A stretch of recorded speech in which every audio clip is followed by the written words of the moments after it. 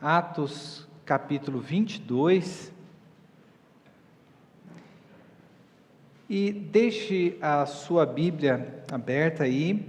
Nós faremos a exposição do versículo 22 até o versículo 36 do capítulo 23. Nós faremos a leitura, como é um texto extenso, durante a exposição. Vamos orar ao Senhor. Senhor, nosso Deus e nosso Pai, nós te agradecemos pela oportunidade que o Senhor nos concede de sermos edificados pela Tua Palavra, Senhor. Ó Deus, nós sabemos que nós temos limitações, nós somos pecadores e somos carentes da Tua graça, e te pedimos, abra os ouvidos do nosso coração, abra os olhos do nosso coração, abra os nossos ouvidos para a Tua Palavra, a fim de que possamos, Senhor amado, compreendê-la e colocá-la em prática em nosso viver. E é no nome de Cristo que nós clamamos a Ti por esta iluminação. Amém. Eu creio que você deve gostar de assistir bons filmes. E bons filmes são coisas que andam em falta nos últimos tempos, não é? Mas há um tipo específico de filme que me chama bastante atenção, que são aqueles filmes em que nós assistimos o filme inteirinho e somente no final é dado aquela reviravolta que dá um sentido completo a todas as cenas que nós assistimos nas últimas 2 horas. Você já deve ter assistido o filme O Sexto Sentido e visto que no final o que acontece com o personagem ali que é interpretado por Bruce Willis. Você já deve ter visto também o filme A Ilha do Medo. Não estou recomendando ninguém assistir esses filmes, mas é provável que você já deve ter assistido. Ou até mesmo o Clube da Luta. E é interessante que quando nós chegamos ao final, e aquilo como eles dizem, né, o plot twist, a grande virada nos é apresentada, quantos de nós já não voltamos no filme para ver lá aquelas cenas e falar, olha, está aqui, olha, fez completo sentido. Bom, esse recurso que é utilizado pelos roteiristas, o roteirista está trabalhando ali com uma espécie de um narrador onisciente, um narrador que tem uma visão completa dos fatos, e quando nós entramos naquela história e pegamos aquela chave que dá sentido a tudo, parece que tudo fica claro para nós. Já pensou se nós pudéssemos ter uma espécie de um filme desse a respeito da nossa vida, onde nós poderíamos ver aquela virada que tudo faria sentido para nós? Nós não temos isso. Mas o que nós temos a palavra de Deus nos mostrando como é que Deus, por meio da sua providência, Ele conduz o seu povo. Deus, Ele não é meramente um narrador onisciente que não se envolve com a história, mas a própria história que está se desenvolvendo é a história da redenção. E nós fazemos parte dessa história da redenção, e nela nós veremos aqui nesta noite, como que Deus, Ele exerce o seu cuidado providencial na vida dos seus servos. Então temos o cuidado providencial de Deus na vida dos seus servos. E quando nós olhamos para como Deus cuida providencialmente, nós podemos também olhar que da mesma maneira como Deus cuidou no passado do seu povo, Ele ainda cuida de nós.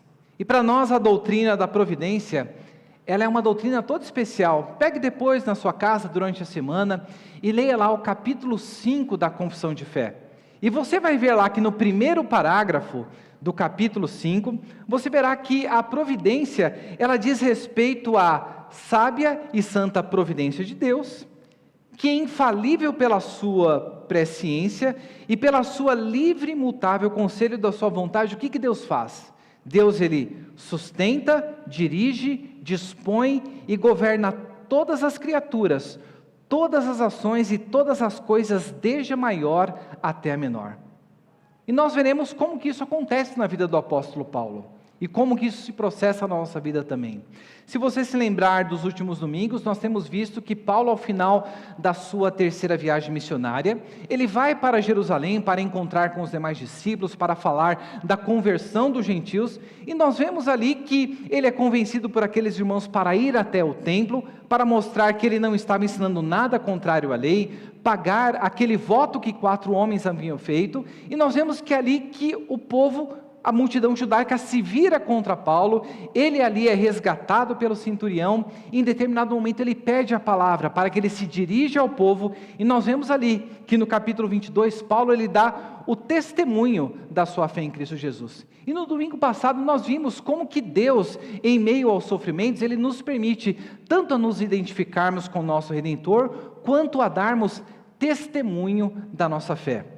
E no final deste testemunho de Paulo, nós vemos que Paulo ali está falando sobre como ele era uma pessoa que vivia ali no rigor da lei, como ele perseguiu aqueles crentes que eram do caminho, como que foi o encontro dele com Cristo na estrada de Damasco, quando seus olhos foram abertos ali por Ananias, e no final ali no versículo 21, Paulo fala algo que leva aquelas pessoas à loucura. No versículo 21, ele diz: mas Deus, Ele me disse, vá porque eu o enviarei para longe dos gentios, para longe aos gentios.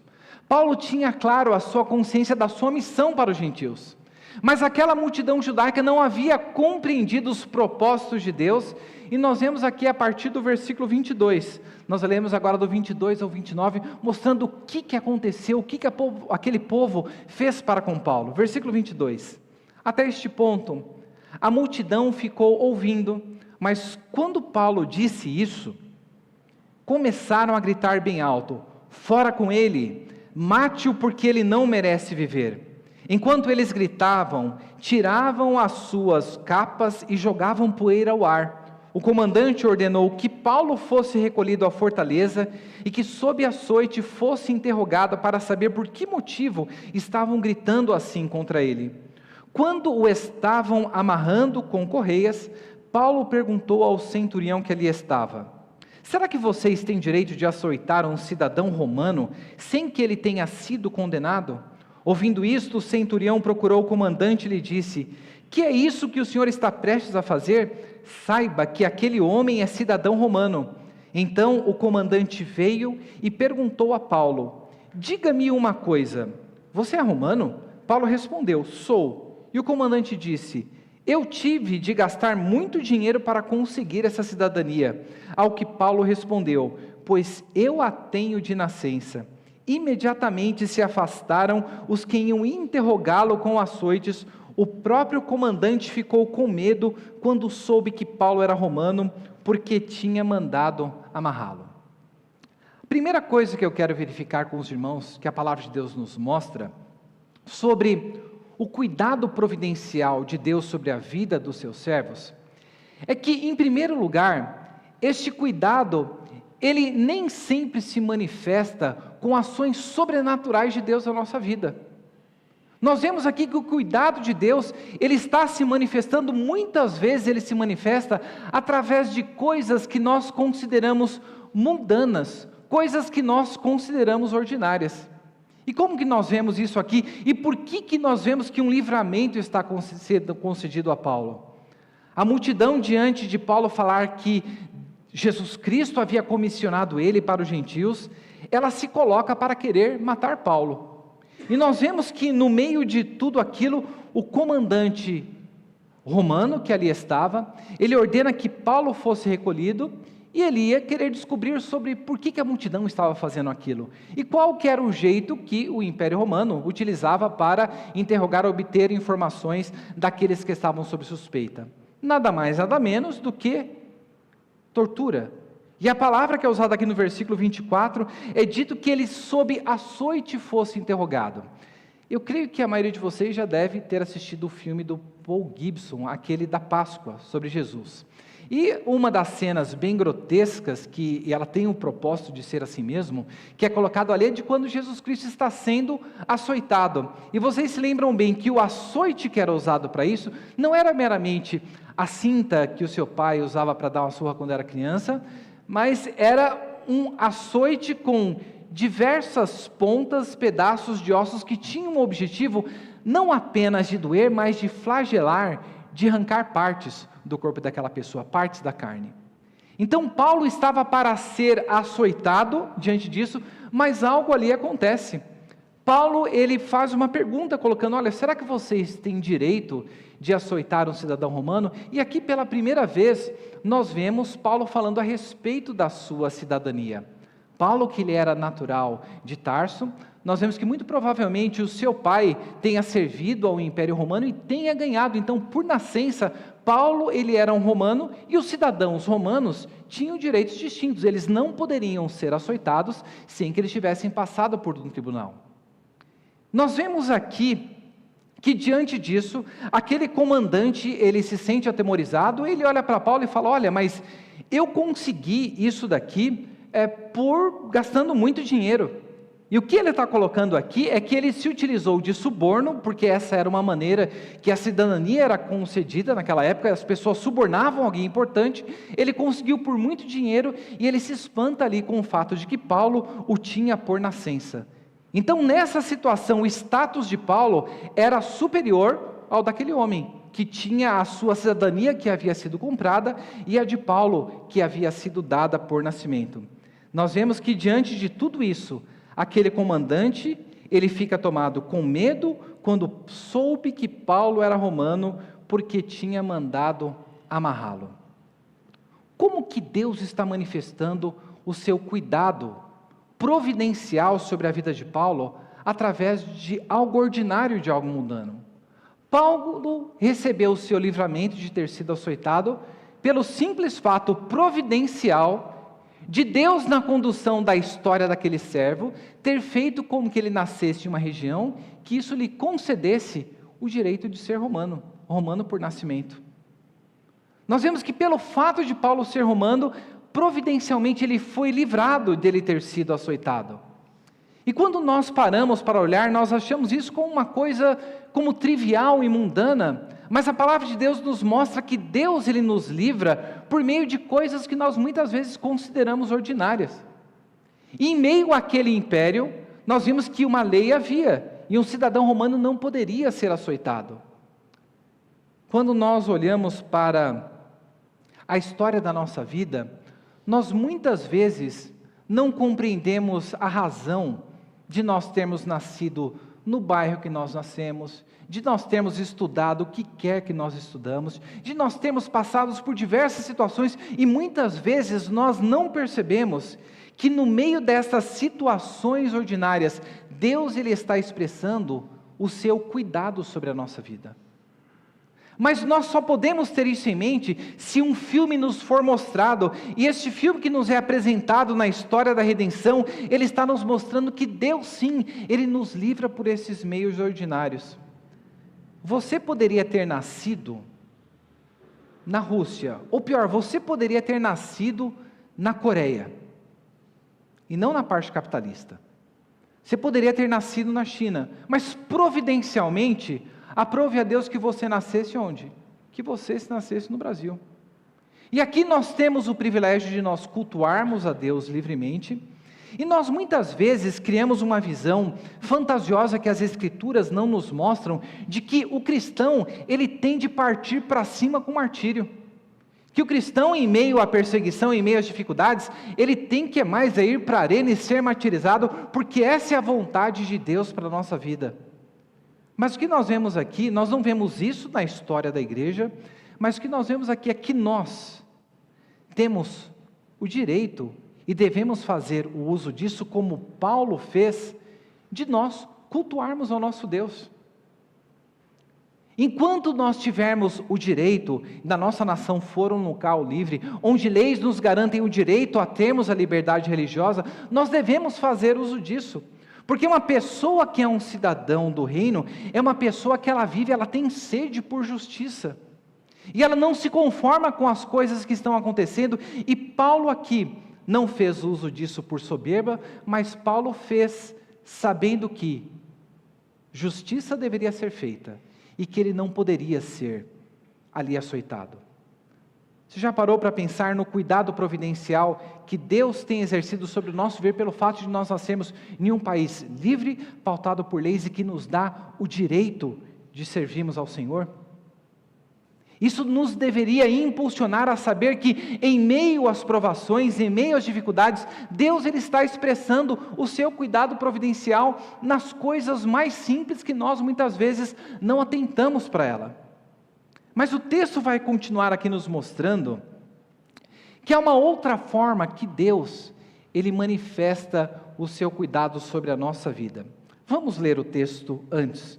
Continuando no versículo 30, nós vemos que aquele comandante, diante da dúvida porque as pessoas estavam querendo matar Paulo, ele vai e leva Paulo ao sinédrio. E nós veremos que uma confusão acontecerá nesse sinédrio, e nós veremos como que Deus manifesta o seu cuidado sobre a vida do seu povo. Versículo 30. No dia seguinte, querendo certificar-se dos motivos porque Paulo vinha sendo acusado pelos judeus, o comandante o soltou e ordenou que se reunissem os principais sacerdotes e todo o sinédrio. E mandando trazer Paulo, apresentou diante deles. E Paulo, fixando os olhos no sinédrio, disse: meus irmãos, tenho vivido até o dia de hoje com a consciência limpa diante de Deus. Mas Ananias, o sumo sacerdote, mandou aos que estavam perto de Saulo que lhe batessem na boca. Então Paulo lhe disse: Deus há de ferir você, parede branqueada.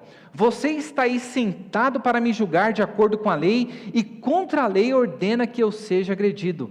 Os que estavam ali perguntaram a Paulo: você está insultando o sumo sacerdote de Deus? Paulo respondeu: eu não sabia, irmãos, que ele é sumo sacerdote, porque está escrito: não fale mal de uma autoridade do seu povo. Até aqui nesse momento. A segunda maneira que nós vemos nesse texto, pelo qual Deus ele manifesta o seu cuidado providencial sobre a vida dos seus servos, é que em meio às perseguições, Deus ele nos concede livramento, sabe como? Nos concedendo sabedoria para nós agirmos nestes momentos de perseguição. Deus ele nos concede sabedoria para nós agirmos de uma maneira que glorificará o seu nome. E como nós veremos aqui, a maneira pela qual Paulo agiu ali, livramento foi trazido sobre a vida deste seu servo. Deus expressou o seu cuidado. Nós vemos que Paulo foi trazido diante o sinédrio, que eram os anciãos judeus, que julgavam as causas ali do povo judaico, e nós vemos que Paulo dá um testemunho para aqueles homens dizendo: olha, vocês estão me perseguindo, mas irmãos, Paulo se identifica com eles. Paulo não se identifica como alguém que é um inimigo, mas ele coloca: meus irmãos, eu tenho vivido até o dia de hoje com a consciência limpa diante de Deus. Paulo está dizendo: meus irmãos, eu tenho vivido como vocês têm vivido, como um judeu fiel à lei, como um judeu fiel às tradições. E neste exato momento que Paulo está ali se dirigindo aos irmãos, nós vemos que Ananias, que era o sumo sacerdote, ordena que Paulo levasse uma bofetada. E a atitude primeira que Paulo tem aqui, nós vemos que Paulo se ira diante daquela situação. Imagina você, inocente, sendo acusado, e no momento em que você está se identificando ali com o seu público e falando que você, como eles, você é um judeu fiel, você leva uma agressão desse tipo. A palavra que Paulo dirige para aquele homem, Paulo diz: Deus há de ferir você, parede branqueada, porque você deveria agir de acordo com a lei. Como que você ordena que eu seja agredido? Nós vemos aqui que Lucas, ele se lembra do que havia acontecido com Jesus. Qual a acusação que Jesus trouxe aos fariseus? Vocês são sepulcros caiados. E o que era o sepulcro caiado? Era aquilo que os judeus faziam, eles pintavam de branco o sepulcro, para que aquilo ficasse evidente, para que um judeu, quando estivesse passando por perto, ele não se contaminasse cerimonialmente, ficasse impuro, porque muito embora fosse branquinho e bonito por fora, por dentro havia putrefação de um corpo morto.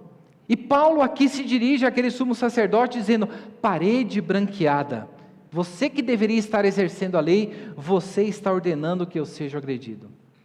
Paulo está ali enfurecido, como qualquer um de nós estaríamos. E nós vemos que imediatamente aparece alguém ali e lembra a Paulo: olha, ele é o sumo sacerdote. O que muitos de nós talvez faríamos no lugar de Paulo? E daí que ele é o sumo sacerdote? Eu sou aquele que Deus estabeleceu para que fosse levar a palavra aos gentios. Como que você ousa me agredir? Mas nós vemos que um servo de Deus, quando ele está passando por perseguições, quando ele está vivendo a sua vida, ele não é alguém que age e vive pela sua própria lei, pelo seu próprio direito, mas alguém que vive por uma lei que está acima dele. E nós vemos que Paulo, ele evidencia isso, quando ele diz, eu não sabia, irmãos, que é sumo sacerdote. E Paulo aqui diretamente dele vem o que está escrito lá em Êxodo, no capítulo 22, no versículo 28, onde é dito, não blasfeme contra Deus, nem amaldiçoe a autoridade do seu povo. Paulo reconhece o que a palavra de Deus havia colocado, e Paulo, ele se retrata ali, ele diz, eu não sabia que é sumo sacerdote, porque a palavra de Deus condena isso aqui que eu estou fazendo. Sabe como que Deus ele nos concede sabedoria? Deus nos concede sabedoria para nós agirmos com humildade em meio às perseguições. A palavra de Deus nos fala que nós precisamos ser simples como a pomba e astutos como a serpente. E nós vemos aqui diante da realidade de Paulo, que se sentiu injuriado, mas ele viu que algo da palavra de Deus, algo que havia sido colocado, que Deus estabeleceu às autoridades, e que ele havia violado um princípio, Paulo age com uma atitude de humildade, não buscando estabelecer para si mesmo. Quantas vezes nós queremos que a nossa lei se faça valer, que o nosso direito ele se faça valer, e muitas vezes nós fazemos isso em detrimento daquilo que a palavra de Deus está colocando para nós. Mas Deus, ele exerce o seu cuidado providencial sobre a nossa vida, nos concedendo sabedoria para agirmos com humildade nesse momento. Mas talvez você esteja falando, mas isso não seria agir unicamente de maneira passiva? Nós veremos que não, porque na sequência, nós veremos que Deus, a sabedoria que ele concede a Paulo, faz com que Paulo se utilize de uma situação naquele sinédrio em favor dele. Diante da perseguição, diante da injustiça, nós vemos que Paulo, ele age de maneira astuta diante daquele sinédrio que era composto por dois grupos religiosos, os fariseus e os saduceus. Olha o que a palavra de Deus diz. Versículo 6. Como Paulo sabia que uma parte do sinédrio se compunha de saduceus e outra de fariseus, exclamou, irmãos, eu sou fariseu, filho de fariseus, estou sendo julgado por causa da esperança e da ressurreição dos mortos. Ditas estas palavras, começou uma grande discussão entre os fariseus e os saduceus, e o sinédrio se dividiu, pois os saduceus dizem que não há ressurreição, nem anjo, nem espírito, ao passo que os fariseus admitem todas essas coisas. Houve, pois, muita gritaria no sinédrio, e levantando-se alguns escribas que eram do partido dos fariseus, discutiam, dizendo, não achamos desse homem mal algum, e se de fato algum espírito ou anjo falou com ele? Como a discussão ficava cada vez mais intensa, o comandante, temendo que Paulo fosse despedaçado por eles, mandou descer a guarda para que o retirassem dali e o levassem para a fortaleza. Veja que diante dessa situação, Paulo sabia que havia uma divisão naquele sinédrio. E Paulo, ele astutamente, com sabedoria, ele se usa daquela situação para falar, meus irmãos, olha, eu sou fariseu, e tendo em vista como muitos de vocês estão aí, e eu estou sendo julgado por conta da ressurreição. Paulo não estava mentindo.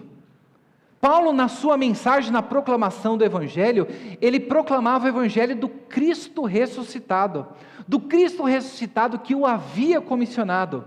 E em meio a isso, Paulo ali apresenta àqueles dois grupos essa situação. E quando nós olhamos para o Novo Testamento, nós vemos que os saduceus eram aquele grupo, a elite religiosa daquela época, que hoje seriam considerados como os teólogos liberais, que não acreditam em nada sobrenatural, em anjos, em ressurreição, em nenhuma dessas coisas, enquanto os fariseus acreditavam nelas.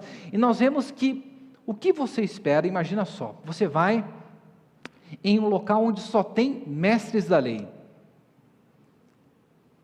e uma questão teológica é colocada. O que você esperaria? Eu esperaria que uma argumentação racional, respeitosa, fosse colocada ali. Mas a palavra de Deus nos fala que, versículo 9, houve, pois, muita gritaria no sinédrio, e levantando-se alguns escribas, eles começavam a dizer.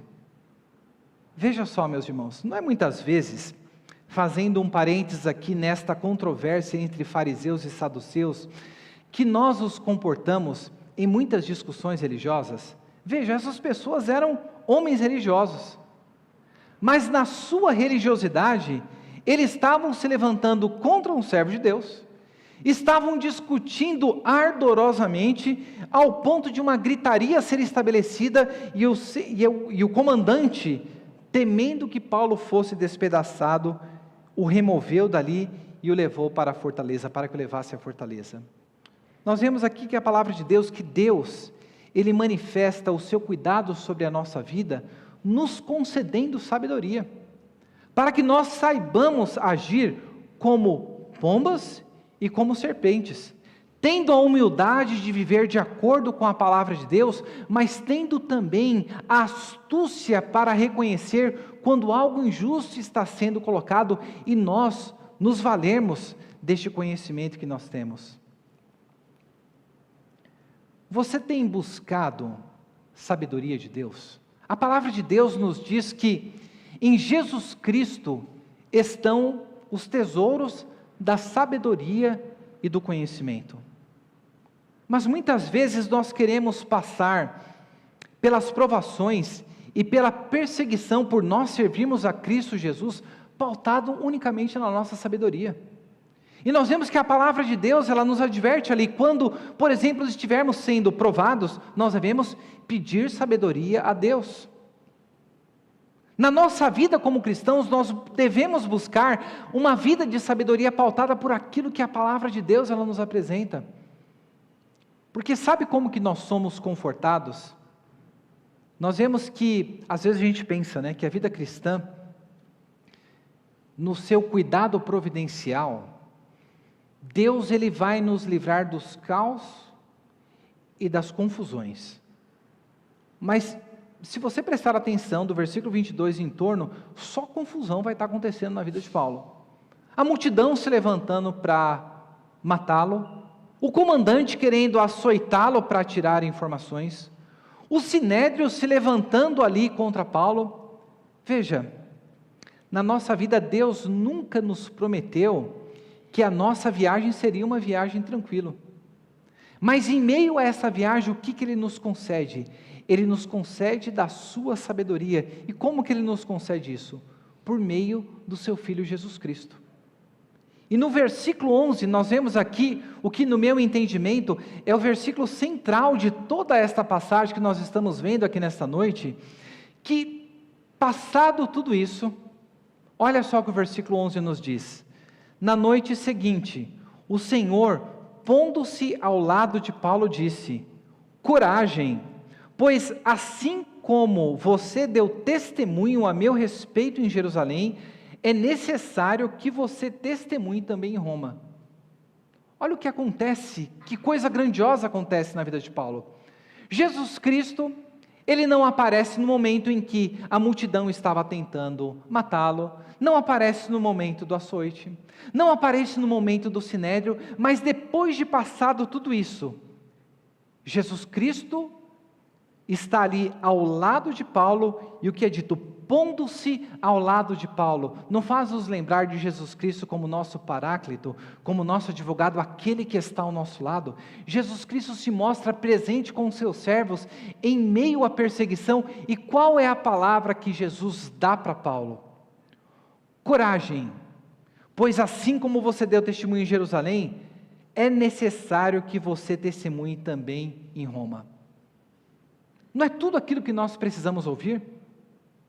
O que nós precisamos ouvir para nós conseguirmos passarmos por momentos turbulentos por servirmos a Cristo Jesus, só pode ser nos concedido da confiança que nos vem por meio da palavra de Cristo Jesus. Nós temos a palavra de Deus, e o que nós vemos aqui é que na sua vida, você não morrerá, enquanto Deus não cumprir o propósito que Ele tem para a sua vida. O que Jesus Cristo está dizendo para Paulo?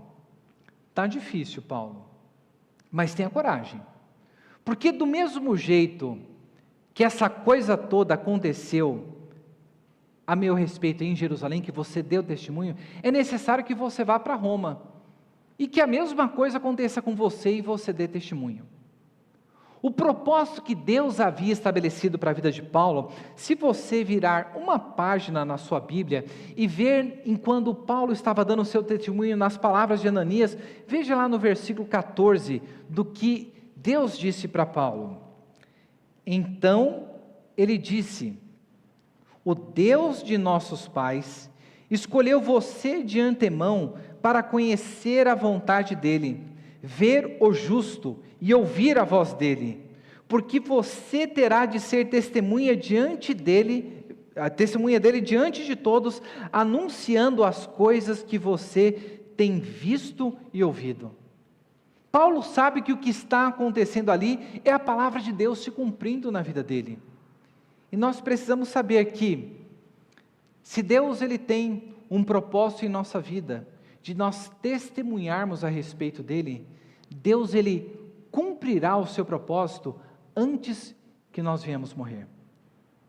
Pode ser que Deus ele não nos conceda o livramento, mas o que nós vemos aqui é que Deus ele cumprirá os seus propósitos em nossa vida. Mas como que nós saberemos isso? Vivendo com confiança na palavra do Senhor, vivendo com a confiança de que Jesus Cristo prometeu estar conosco todos os dias até a consumação dos tempos. Não será colocado um vídeo diante de nós dizendo as coisas que acontecerão, mas uma coisa muito maior que isso nos é dada, é a presença do próprio Cristo nos dizendo: coragem, permaneça firme, eu estou com você, eu estou ao seu lado. Tenha certeza de que nós precisamos estar preparados para nós sermos libertos das ciladas que o maligno coloca, que os inimigos do povo de Deus colocam, para que nós venhamos cumprir os propósitos de Deus, os propósitos que Deus tem estabelecido para a nossa vida. Deus, Ele manifesta o seu cuidado sobre a nossa vida, como nós vimos. Em primeiro lugar, nos concedendo livramento por coisas que são mundanas, que nós consideramos muitas vezes ordinárias. Em segundo lugar, que nós vemos aqui, Deus, Ele manifesta o seu cuidado providencial sobre a nossa vida, por meio desses eventos que nos foram mostrados aqui, Deus nos concedendo sabedoria para nós agirmos nas situações. Mas o texto da palavra de Deus vai continuar nos mostrando que Deus ele manifesta o seu cuidado providencial sobre o nosso viver, desfazendo as ciladas dos inimigos do povo de Deus. Veja, depois de tudo isso acontecer, aqueles homens se reúnem e resolvem fazer uma coisa. Versículo 12: quando amanheceu, os judeus se reuniram e juraram que não haviam de comer nem beber enquanto não matassem Paulo. Povo obstinado e religioso. Eram mais de 40 os que se envolveram nessa conspiração. Estes foram falar com os principais sacerdotes e anciãos e disseram: juramos sob a pena de maldição, não comer coisa alguma enquanto não matarmos Paulo. Por isso, agora juntamente com o Sinédrio, mandem um recado ao comandante para que ele o apresente a vocês, sobre o pretexto de que desejam investigar mais acuradamente o caso dele. E nós, antes que ele chegue, estaremos prontos para matá-lo. Versículo 16. Mas o filho da irmã de Paulo, tendo ouvido a respeito da trama, entrou na fortaleza e contou tudo a Paulo. Veja, aqueles homens, não contentes com toda aquela situação, eles colocam um propósito no coração deles. E eles resolvem fazer um jejum. E o jejum que eles se colocam aqui, olha, nós não vamos comer nem beber enquanto nós não matarmos Paulo. E quer saber de uma coisa? Que nós sejamos anátema, que nós sejamos malditos diante de Deus enquanto nós não matarmos Paulo. E o que eles resolvem fazer? Resolvem armar algo junto com o Sinério. Vão até o comandante, fala que vocês querem investigar mais a Paulo, e quando ele chegar aqui, a gente pega e mata. Mas o que aqueles homens, eles ignoravam, é que o Deus da providência, ele estava no controle da vida de Paulo. O que aqueles homens, eles ignoravam, é que o Deus da providência não pode ter os seus planos frustrados por conta da maldade humana. Aqueles homens colocaram um propósito no seu coração, mas o propósito de Deus não poderia ser suplantado. E nós vemos que por meio da sua providência, veja, aqui é a primeira vez que nós vemos que Paulo tem familiares. Aconteceu de que quando aqueles homens estavam armando toda aquela coisa, veja, poderia estar qualquer pessoa ali, mas quem aconteceu de estar? Providencialmente, Deus conduzindo a história, o sobrinho de Paulo está ali, ele vai e ouve tudo isso, e vai até Paulo contar o que estava acontecendo. Meus irmãos, nós precisamos ter em mente quando nós passamos por perseguição, por sofrermos, por servirmos a Cristo Jesus, é que o nosso Deus, ele manifesta o seu cuidado sobre a nossa vida, desfazendo a cilada dos nossos inimigos. Veja, Paulo não estava sabendo das coisas que estavam acontecendo. Paulo estava alheio a tudo isso, mas Deus estava controlando a história para que o plano daqueles homens fossem frustrados e a vida do seu servo, ela fosse poupada. E mais uma vez, isso daqui deveria servir de incentivo para a nossa vida cristã. Você já parou para pensar que nesse exato momento, Deus, ele está concedendo livramento à sua igreja? E nós fazemos parte da sua igreja. Deus está concedendo livramento à sua vida. Deus está desfazendo as ciladas que o inimigo tem preparado com o objetivo de impedir que nós venhamos transmitir a palavra de Deus. A maior de todas as vitórias sobre os inimigos foi conquistada por Cristo Jesus, na sua obra, na cruz do Calvário e na sua ressurreição. E nós vemos que Paulo ali, quando ele escreve aos Colossenses, ele nos diz que Jesus Cristo, que Deus em Cristo Jesus, na cruz do Calvário, ele triunfou de todos os principados e potestades, expondo eles à vergonha pública. Esta foi a maior conquista conquistada por Cristo Jesus, e nós vemos que ela se manifesta temporalmente, em Deus manifestando o seu cuidado, desfazendo as ciladas que são levantadas pelos inimigos do povo de Deus. Deus está concedendo livramento à sua igreja, e nós precisamos estar prontos, para saber que se Deus tem um propósito, Deus ele nos livrará. Mas nós precisamos estar prontos também para saber que Deus ele pode não nos livrar dessas situações, e quando isso acontecer, nós precisamos saber que Deus está trabalhando em nossa vida, contribuindo com o nosso amadurecimento de uma maneira que nós não compreendemos, para nos tornar mais parecidos com Cristo Jesus. E finalmente nós vemos o cuidado de Deus sendo manifestado providencialmente sobre a vida de Paulo. É que Deus ele manifesta o seu cuidado sobre a nossa vida, nós veremos aqui na sequência, com Deus movendo pessoas que muitas vezes nós não conhecemos, pessoas que não têm afeto por nós, para nos ajudar, para que o propósito de Deus na nossa vida, de pregar a sua palavra, ele seja cumprido. Veja o que acontece assim que o menino, o parente de Paulo, fica sabendo o que ele faz, versículo 16. Sabendo disso, Paulo, então, no caso Paulo, chamando um dos centuriões, disse: leve este rapaz ao comandante, porque tem algo a dizer. O centurião levou o rapaz ao comandante e disse: o prisioneiro Paulo me chamou e pediu que eu trouxesse à sua presença esse rapaz, pois tem algo a dizer ao Senhor. O comandante pegou o rapaz pela mão e, levando-o para um lado, perguntou-lhe: o que você tem para me dizer? Ele respondeu: os judeus decidiram pedir ao Senhor que amanhã apresente Paulo ao Sinédrio sob o pretexto de que desejam fazer uma investigação mais acurada a respeito dele. Não se deixe persuadir, porque mais de 40 deles armaram uma emboscada. Fizeram um pacto de, sob pena de maldição, não comer nem beber enquanto não matassem a Paulo, e agora estão prontos, esperando que o Senhor prometa atender ao pedido deles. Então o comandante despediu o rapaz, recomendando-lhe que não dissesse a ninguém ter-lhe trazido essas informações. Chamando 2 centuriões, ordenou: tenho de prontidão 200 soldados, 70 cavaleiros e 200 lanceiros para irem a Cesareia a partir das 9 horas da noite. Preparem também animais para fazer Paulo montar e levem-no com segurança ao governador Félix. O comandante escreveu uma carta nesses termos: Cláudio Lísias, ao excelentíssimo governador Félix, saudações. Este homem foi preso pelos judeus e estava prestes a ser morto por eles, quando eu, sobrevindo com a guarda, o livrei por saber que ele era romano.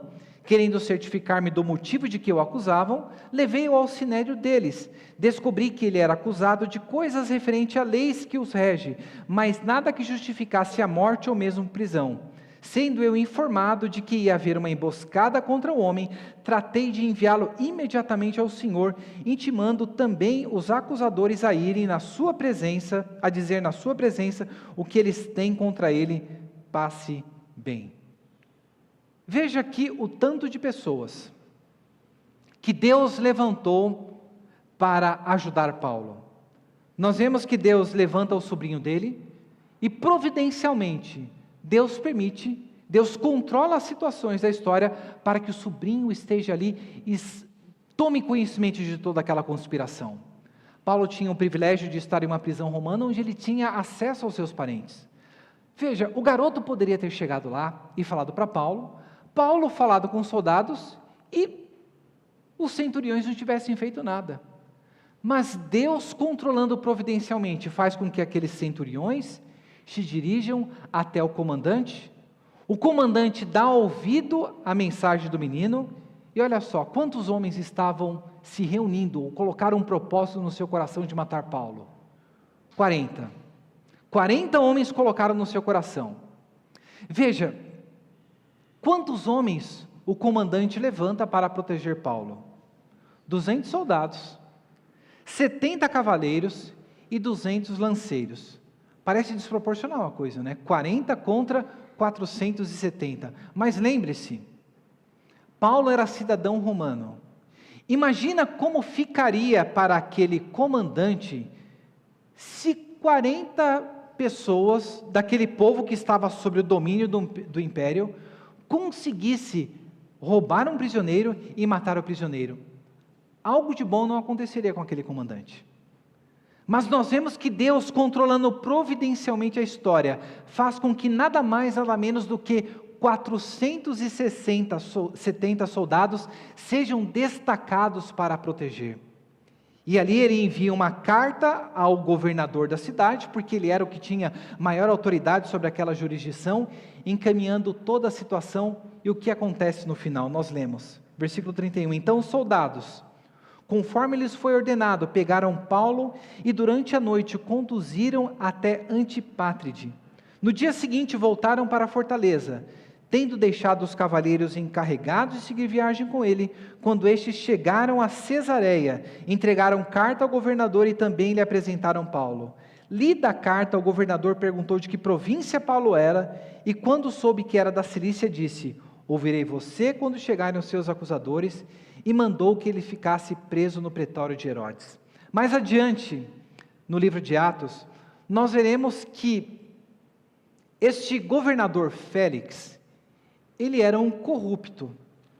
Se você olhar, vire a sua página da Bíblia para o versículo 26, nós vemos que é dito: ao mesmo tempo esperava Paulo que lhe desse dinheiro. Paulo ficará preso em Cesareia por um período de 2 anos. E o texto está dando que o propósito de Félix aqui, ele tinha como objetivo de extorquir Paulo e obter dinheiro dele. Mas note toda essa situação.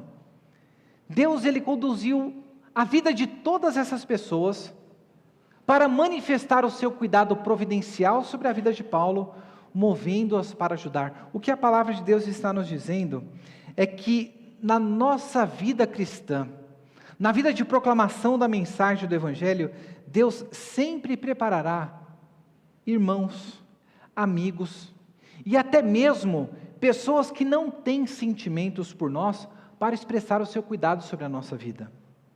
Mas acima de tudo, como Ele já nos mostra, Ele nos prometeu a sua presença de estar conosco, mostrando que nós nunca estaremos sozinhos em uma luta no nome do Senhor, e sempre haverá os seus servos, e até mesmo ímpios, para de alguma forma servir aos propósitos de Deus.